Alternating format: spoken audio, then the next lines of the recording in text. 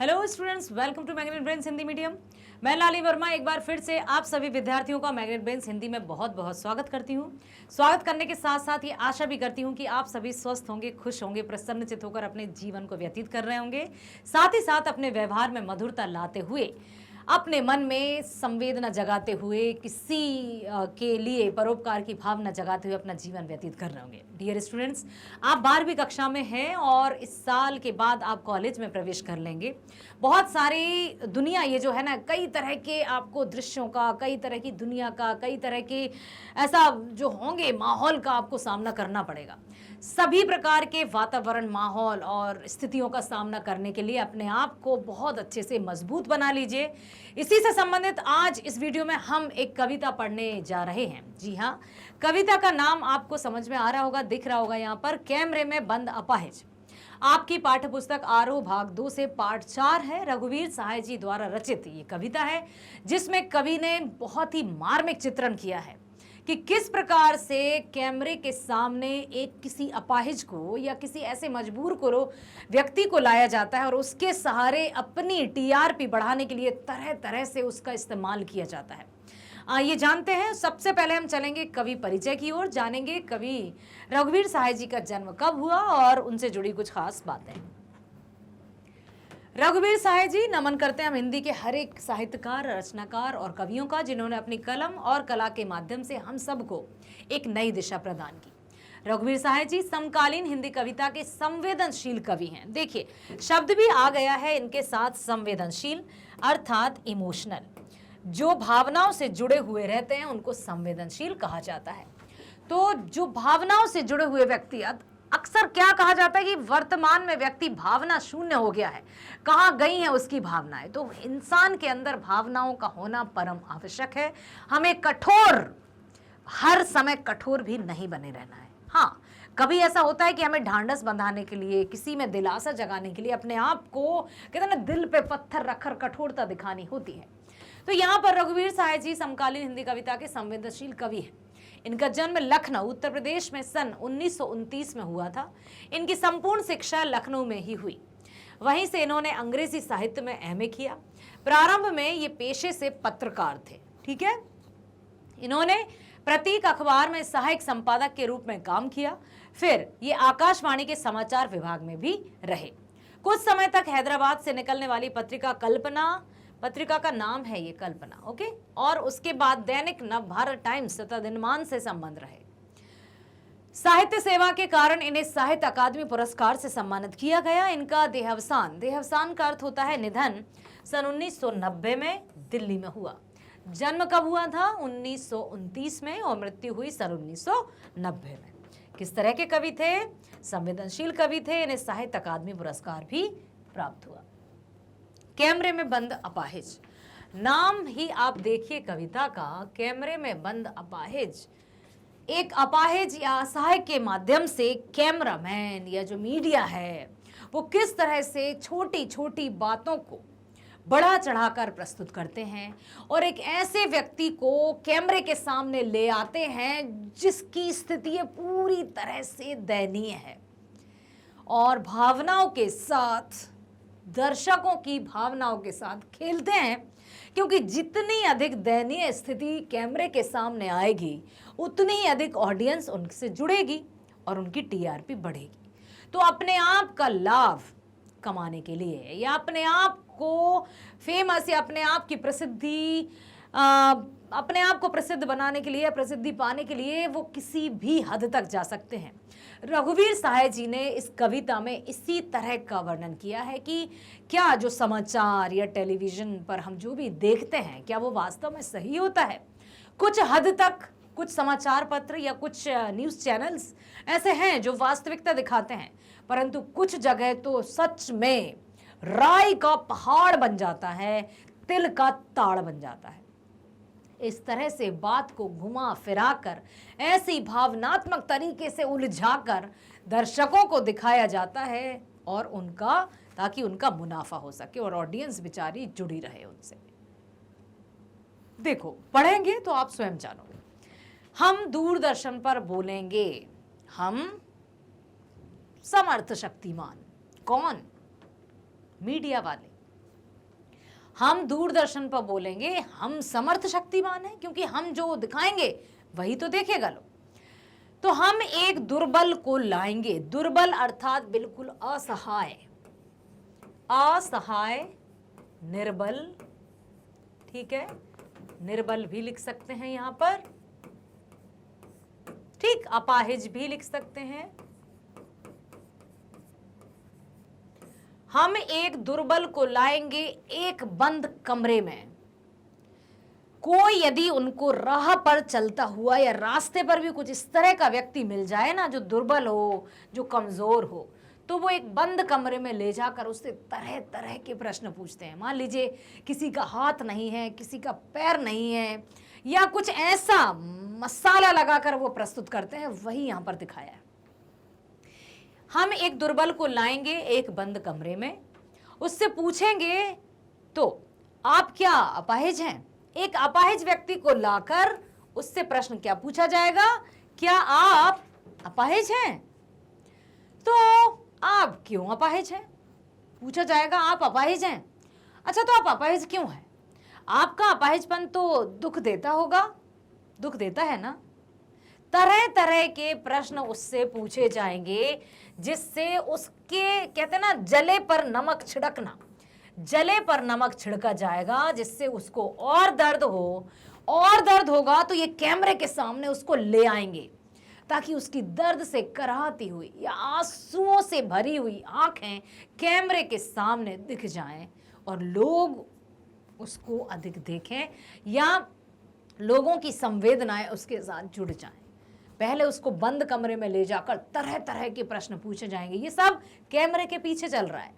और जैसे ही देखा कि हाँ अब ये पूरी तरह से दुखी है, बेचारा बिलख रहा है, तब जाकर उसके समक्ष कैमरा रख दिया जाएगा। अपाहिज से प्रश्न पूछा जाएगा कि क्या आप अपाहिज हैं, क्या आपको अपाहिजपन दुख देता है ना। अरे भाई, ये पूछने की बात है, लेकिन जख्मों को कुरेदने का कार्य ये करते हैं, ताकि देखो कैमरा दिखाओ इसे बड़ा बड़ा, जब उससे प्रश्न पूछे तो उसमें उसे बहुत दुख हुआ और उसकी आंखों से अनायास ही झरझर आंसू बहने लगे और वो अपने मन की भावनाओं को रोक नहीं पाया। और तभी क्या कहा, कैमरा दिखाओ इसे जरा बड़ा बड़ा। हाँ, तो बताइए आपका दुख क्या है, जल्दी बताइए, वह दुख बताइए। वह बता नहीं पाएगा। कैमरा यहां से शुरू होता है, बहुत से कुरेदे जाते हैं, उसके जख्मों को कुरेदा जाता है बंद कैमरे के सामने, मतलब बंद कैमरे में। और फिर जब वो बेचारा दुखी होता है तब कैमरा लाया जाता है और फिर प्रश्न पूछना शुरू करते हैं, जैसे शुरुआत यहीं से हुई हो, जबकि उन्होंने उसके जख्मों को कुरेद कर उसको बुरी तरह से दुखी और व्यथित कर दिया है।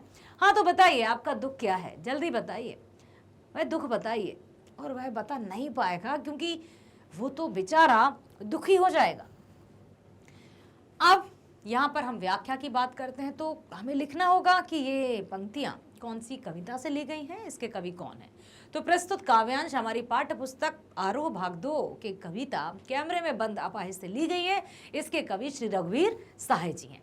इसमें कवि ने चित्रण किया है कि शारीरिक रूप से कमजोर, फिजिकली ठीक, हैंडीकैप्ड व्यक्ति से टेलीविजन और कैमरे के सामने कार्यक्रम को सफल बनाने के लिए किस प्रकार से सवाल पूछे जाते हैं। सिर्फ और सिर्फ अपने कार्यक्रम को सफल बनाने के लिए उस जो शारीरिक रूप से कमजोर है उससे तरह तरह के पहले प्रश्न पूछे जाते हैं, और जब वह दुखी या व्यथित हो जाता है तब कैमरा ऑन करके दर्शकों को दिखाया जाता है।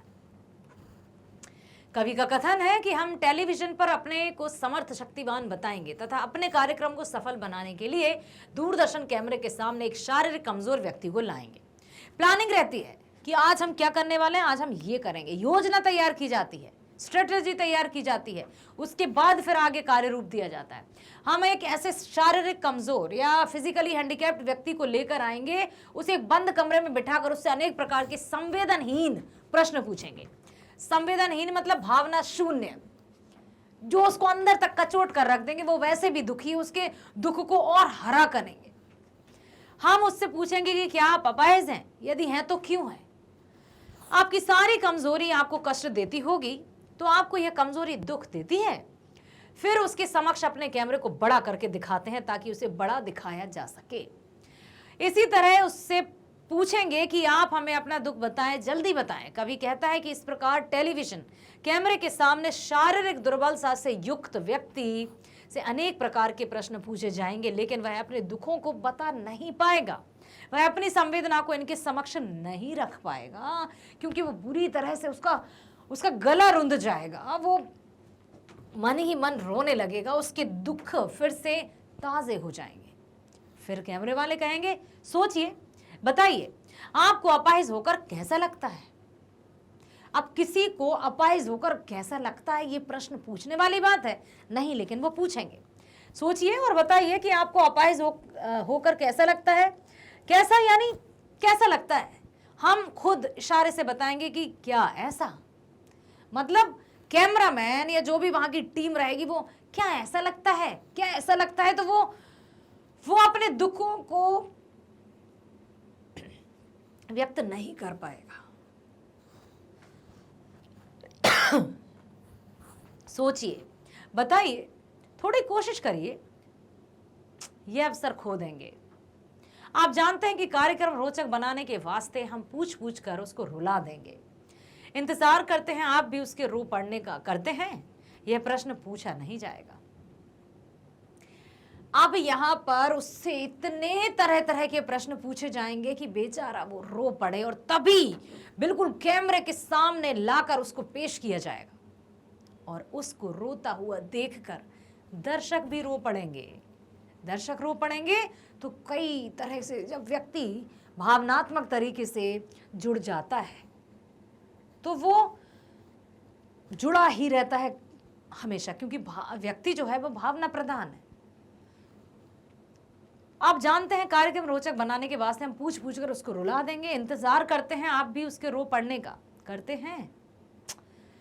यह प्रश्न पूछा नहीं जाएगा, यह प्रश्न दर्शकों से नहीं पूछा जाएगा कि क्या आप रोने का इंतजार कर रहे हैं, क्योंकि ये तो उनके कैमरे के पीछे की बातें हैं, पर्दे के पीछे की बातें हैं। तो पर्दे के पीछे बहुत कुछ घटित होता है पर्दे के सामने लाने के लिए, और खास तौर से कुछ ऐसे ही व्यक्ति को वो सामने लाते हैं जिसके माध्यम से वो अधिक अपनी प्रसिद्धि और चैनल की टीआरपी बढ़ा सकें। कवि कहता है कि टेलीविजन कैमरे के सामने शारीरिक रूप से कमजोर व्यक्ति से पूछेंगे कि जरा सोचकर बताइए कि आपको एक अपाहिज होकर कैसा लगता है, आप कैसा महसूस करते हैं। बार बार पूछकर कैमरे वाले इशारे करके उसको अपाहिज होकर बताते हैं कि उसे ऐसा लगता है। बार बार उसे अपाहिज से ऐसे ही सवाल करते हैं, बार बार कोशिश करने की सिफारिश करते हैं कि वह हमें सोचकर बताए कि उसे अपाहिज या शारीरिक रूप से दुर्बल होकर कैसा लगता है या वह कैसा महसूस करता है। कोई एक्टिंग करेगा, कोई कुछ करेगा और उससे पूछा जाएगा कि क्या आपको ऐसा लगता है। कभी दूरदर्शन वालों पर कटाक्ष बिल्कुल टोंट करते हुए कहते हैं कि टेलीविजन कैमरे वाले ऐसे अपाहिज की भावनाओं को नहीं समझते और अपने कार्यक्रम को अत्यधिक मनोरंजनपूर्ण या चुटीला बनाने के लिए बार बार अपाहिज व्यक्ति से प्रश्न पूछ कर उसे रुला लेते हैं, और फिर दर्शकगण भी मनोरंजन करने के लिए उस अपाहिज व्यक्ति के रोने की प्रतीक्षा करते हैं। कभी कहता है कि आपसे यह सवाल सीधे तौर पर नहीं पूछा जाएगा कि क्या आप क्यों उसके रो पड़ने का इंतजार करते हैं। रोएगा रोएगा, हमने कई टीवी सीरियल्स देखे हैं ना, चाहे वो कोई रियलिटी शो हो तो कुछ ऐसे एक व्यक्ति को लाया जाएगा, फिर उसके पास्ट को दिखाया जाएगा कि ये ऐसे थे तो मैं बर्तन साफ करती थी या मैं झाड़ू पोछा लगाता था। कई तरह की कुछ ऐसे ही व्यक्ति को हाईलाइटेड करके वहाँ पर दिखाया जाता है। फिर म्यूजिक भी इस तरह का बताया जाता है कि सामने बेचारे या सामने वाले जो व्यक्ति हैं वो रोने लगते हैं और अधिक कनेक्टेड होते हैं। यही बताया है कवि ने इस कविता के माध्यम से। फिर हम पर्दे पर दिखलाएंगे फूली हुई आंख की एक बड़ी तस्वीर, बहुत बड़ी तस्वीर। जब रो रो कर वो आंसू पोंछते पोंछते थक जाएगा तो उसकी आंखें फूल जाएंगी, सूज जाएंगी, स्वेलिंग आ जाएगी। बहुत ज़्यादा रोने से आंखें फूल जाती है ना, तो फिर हम पर्दे पर दिखाएंगे उसकी फूली हुई आंख की एक बड़ी सी तस्वीर, बहुत बड़ी तस्वीर, और उसके होंठों पर एक कसमसाहट भी। आशा है आप उसे उसकी अपंगता की पीड़ा मानेंगे। हमने उससे कितने, मतलब जो भी हैं यहाँ पर। तरह तरह के प्रश्न पूछकर उसको रुला दिया। वो आंसू पोंछ पोंछ कर थक गया और उससे प्रश्न पूछे जा रहा है। उसकी आंखें फूल गई हैं और फिर उसकी बड़ी बड़ी आंखों को दिखाया जाएगा कैमरे के सामने और दर्शकों को क्या लगेगा कि बेचारा अपनी लाचारी के कारण इतना रोया कि उसकी आंखें फूल गईं, जबकि उसके पीछे तो प्रश्नों की बौछार थी। प्रश्नों की बौछार के कारण, और आशा है आप उसकी उस अपंगता की पीड़ा मानेंगे। दर्शकों को लगेगा कि ये बेचारा जो उसकी आंखें फूली हुई हैं या सूजी हुई हैं, ये उसकी अपंगता के कारण है। ठीक है। कवि कहते हैं कि हम टेलीविजन कैमरे के समक्ष अनेक प्रश्न पूछ कर शारीरिक रूप से कमजोर व्यक्ति को रुला देंगे। उसके बाद हम दूरदर्शन के बड़े पर्दे पर उसे रोते हुए अपाहिज व्यक्ति के आंसुओं से भरी हुई आंखों की बड़ी बड़ी सी तस्वीर सबके सामने ला देंगे। कवि का अभिप्राय है कि टेलीविजन कैमरे वाले अपने कार्यक्रम की सफलता के लिए किसी भी अपाहिज या किसी भी निर्बल या किसी भी असहाय व्यक्ति को कैमरे के सामने ले आते हैं ताकि ऑडियंस अधिक उससे जुड़ सके। अनेकों दफा रुलाकर दर्शकों के समक्ष दिखाते हैं। अपाहिज व्यक्ति की आंसुओं से भरी आंखों के साथ साथ उसके होंठों पर आई बेचैनी को भी बड़ी से बड़ी शारीरिक कमजोरी की पीड़ा वेदना को समझ सके तथा महसूस कर सके। वो रोएगा, जबकि रोया है वो उनके प्रश्नों के कारण, उनके प्रश्नों की बौछारों के कारण, और दर्शक को लगेगा कि बेचारा अपनी पीड़ा अपने दर्द से कराह रहा है और उसी कारण से रो रहा है। लेकिन इसके पीछे का जो कारण है रघुवीर साहे जी ने इस कविता के माध्यम से बहुत ही सटीक तरीके से व्यक्त किया है कि कैमरे के पीछे आखिर होता क्या है। एक और कोशिश, दर्शक धीरज रखिए, देखिए, हमें दोनों एक संग रुलाने हैं, आप और वह दोनों। अब ये भी कहा कि देखो उसको तो हम रुला ही रहे हैं, लेकिन हमें अब आपको भी रुलाना है, दर्शकों को भी रुलाना है। थोड़ा रुकिए। और तरह तरह से उसके घाव को कुरेदा जाएगा, जले पर नमक छिड़का जाएगा और उसकी संवेदनाओं को बड़ा बड़ा मसाला लगाकर प्रस्तुत किया जाएगा, जिससे ऑडियंस उससे कनेक्टेड होंगे और रोएंगे। एक और कोशिश, दर्शक धीरज रखिए, देखिए, हम दोनों एक संग रुलाने हैं, दोनों को एक संग रुलाएंगे। वो अपाहिज भी रोएगा और दर्शक भी रोएंगे। ये कलाकार हैं। कैमरा बस करा नहीं हुआ, रहने दो। पर्दे पर वक्त की कीमत है। अब मुस्कुराएंगे हम। आप देख रहे थे सामाजिक उद्देश्य से युक्त कार्यक्रम, बस थोड़ी ही कसर रह गई। धन्यवाद। कैमरा बस किया नहीं हुआ, रहने दो। पर्दे पर वक्त की कीमत है, मतलब उस व्यक्ति को, जो अपाहिज व्यक्ति है, उसको सामने लाकर उसका पूरा कच्चा चिट्ठा खोल दिया, उसके घाव को कुरेद कर उस पर जला हुआ मसाला नमक छिड़क दिया। और अब क्या कहते हैं, वक्त की कीमत है, चलो रहने दो। यदि नहीं हो पा रहा है ना, चलो रहने दो, वक्त की कीमत है। वक्त की कीमत मतलब वो उनका उद्देश्य है सिर्फ और सिर्फ किसी भी व्यक्ति को कैमरे के सामने लाकर उस व्यक्ति की सहायता से या व्यक्ति के माध्यम से दर्शकों की अधिक से अधिक भीड़ एकत्रित करना, प्रसिद्धि पाना। ठीक, फिर है, अब हम मुस्कुराएंगे, उसको रुलाकर, उसके घावों पर नमक छिड़क कर अब हम मुस्कुराएंगे कि चलो कुछ हद तक हम सफल तो हुए। दर्शक रोए, मतलब वो रोया और दर्शक रोए तो हमें खुशी महसूस होगी। क्यों? क्योंकि हम यही चाहते थे। आप देख रहे थे सामाजिक उद्देश्य से युक्त कार्यक्रम। ठीक है, बस थोड़ी कसर रह गई। धन्यवाद। कवि कहते हैं कि टेलीविजन कैमरे के सामने कार्यक्रम प्रस्तुत करने वाले बार बार अपाहिज को दिखाते हैं। वे दर्शकों से आग्रह करते हैं कि आप धैर्य रखिए, हम एक और प्रयास करके आपके समक्ष अपाहिज की पीड़ा को दिखाएंगे। वे कहते हैं कि हम इस तरह से इस अपाहिज की वेदना का चित्र दिखाएंगे जिससे कि आप दर्शक तथा अपाहिज दोनों एक साथ रोने लग जाएंगे। कवि का कहने का अर्थ है कि यह दूरदर्शन वाले बार बार किसी अपाहिज की पीड़ा को दिखाकर दर्शकों को भी रुला देना चाहते हैं, या वह अपाहिज भी ऐसा चाहता है कि बार बार उसकी दुर्बलता को दर्शकों के समक्ष दिखाया जाए।